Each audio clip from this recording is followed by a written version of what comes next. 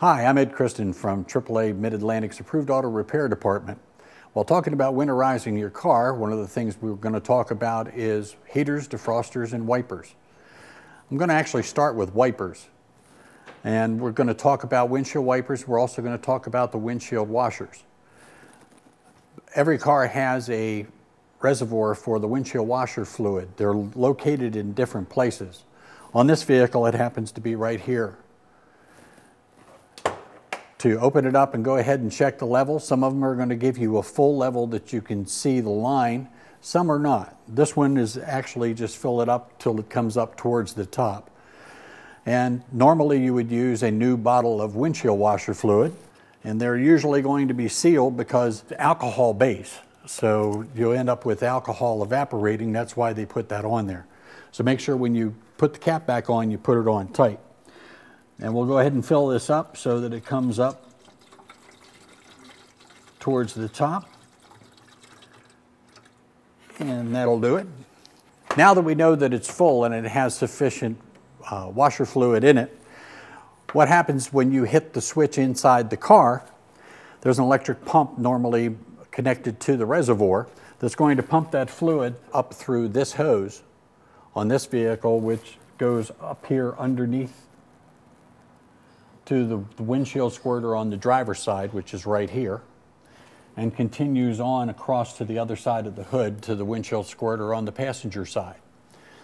Those are cleanable, adjustable in most cases, and that they get adjusted so that it's spraying on the windshield and not over top of the car to the one behind you, which I'm sure you have seen.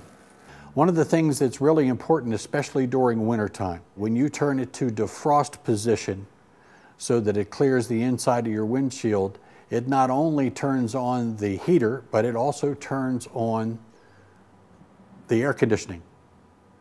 And that's to remove moisture from the air so that it doesn't blow that moisture up onto the windshield. So it's really kind of important during the wintertime even to make sure that your air conditioner is working properly and making sure that that's going as it's supposed to. Next thing we'll do is we'll go ahead and talk about windshield wipers, but that's going to require me to close the hood. So I'll go ahead and do that, and then we'll get to wipers.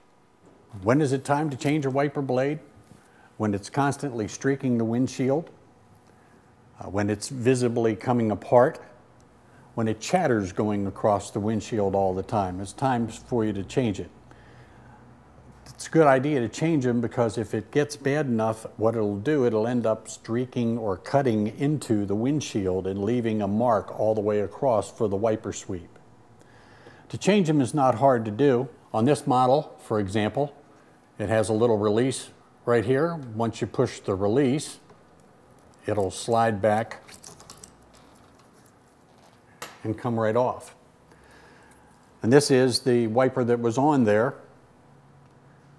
And it's we'll call it a summertime wiper.